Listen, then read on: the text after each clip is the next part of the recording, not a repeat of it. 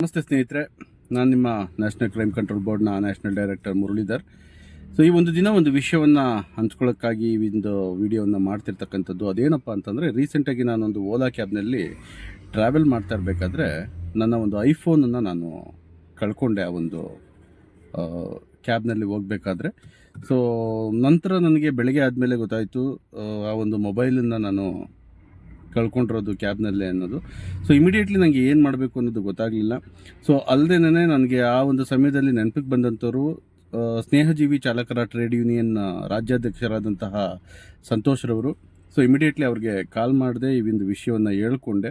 So ಅವರು ಡೀಟೇಲ್ಸನ್ನು ಕಳಿಸಿ, ಸರ್ ಅದು ಇಟ್ಲಿ ನಾನು ಟ್ರೇಸ್ ಔಟ್ ಮಾಡ್ತೀನಿ ಅಂತೇಳಿ ಸ್ಪ್ಯಾನ್ ಆಫ್ 10 ಮಿನಿಟ್ಸಲ್ಲಿ ಮೊಬೈಲ್ ಎಲ್ಲಿದೆ ಅನ್ನೋದನ್ನು ಕೂಡ ಅವರು ಹೇಳಿದ್ರು. ಅಲ್ಲದೆ ಆ ಕ್ಯಾಬ್ ಡ್ರೈವರು ಮನೆ ಹತ್ರನೇ ಬಂದು ಆ ಮೊಬೈಲನ್ನು ಕೂಡ ನಮಗೆ ಹಿಂದಿರುಗಿಸಿ ಕೊಟ್ಟರು. ಸೊ ಆ ಒಂದು ವಿಷಯವಾಗಿ ಅಲ್ಲದೆ ಆ ಒಂದು ಕ್ಯಾಬ್ ಡ್ರೈವರ್ಗೆ ನಾನು ಒಂದು 1500 ಅಮೌಂಟನ್ನು ಕೂಡ ಕೊಟ್ಟೆ. ಯಾಕೆಂದರೆ ನಮ್ಮ ವಿಷಯವಾಗಿ ಅವ್ರು ನಮ್ಮ ಮನೆ ಹತ್ರ ಬಂದರು ಅನ್ನೋದಕ್ಕೆ.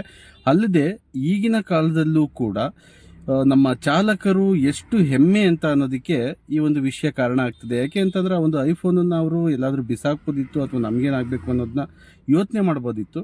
ಆದರೆ ಒಂದು ಮಾನವೀಯತೆಯ ದೃಷ್ಟಿಯಿಂದ ಅವರು ಈ ಒಂದು ಕೆಲಸವನ್ನು ಮಾಡಿದ್ರು.